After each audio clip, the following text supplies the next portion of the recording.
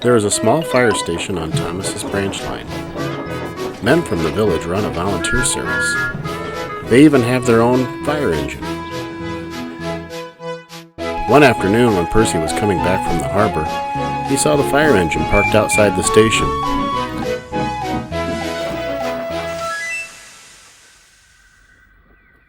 "Hello," he called. "Who are you?" "Frederick," came the blunt reply. "And you?"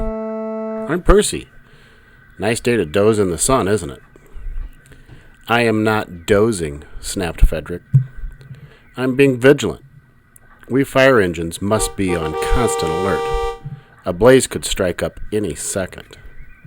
"Settle down, Frederick," laughed one of the firemen, who was holding a bucket and rag. "We've not seen a fire round here for ages. Now let's get you polished."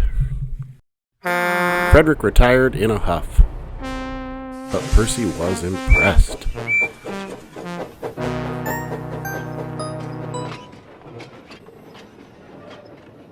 "The fire engine is amazing," he told Thomas later that day. "Fighting fires, keeping the town safe." "Who? Old Frederick?" interrupted Thomas.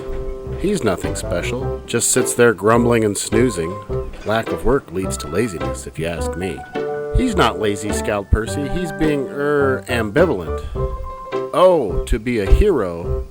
Do you suppose I could be a fire engine, too?" "I'll tell you what you are," chuckled Thomas. "You're a silly engine. You stick with your stone trucks, and you'll be all right." A few days later, Trevor arrived in the yard.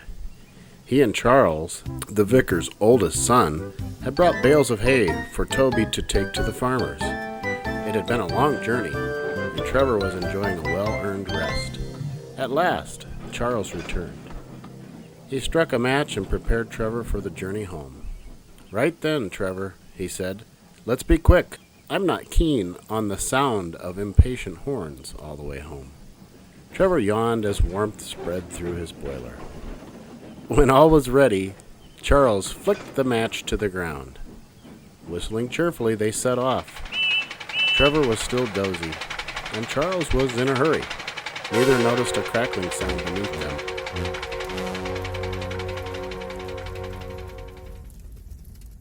Percy soon bustled into the yard, pushing some empty trucks. He was thinking of his next journey to the harbor, hoping he'd see Frederick again. When, horrors! The piled hay bales were ablaze near the line side. Percy was so startled, he bumped his trucks hard. They sped towards a siding. "Ouch!" cried Frederick. When Percy opened his eyes, he was speechless. The trucks had knocked the tower over, and the water had doused the fire. The bales of hay sat smoldering and charred. Just then, a wailing siren was heard. Frederick and the firemen came rattling into the yard. "We came as quickly as we could," began the chief, but he stopped when he saw the hay bales. Percy's driver explained everything.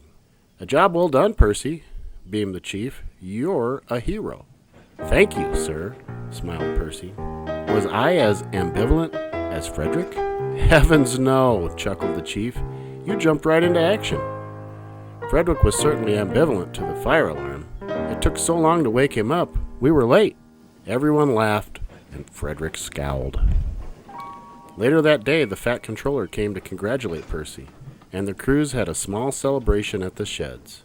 "Well, Percy," said Toby, "turns out you can be a fire engine after all. Next time, though," added Thomas, wryly, "try not to spill all of our water, will you?"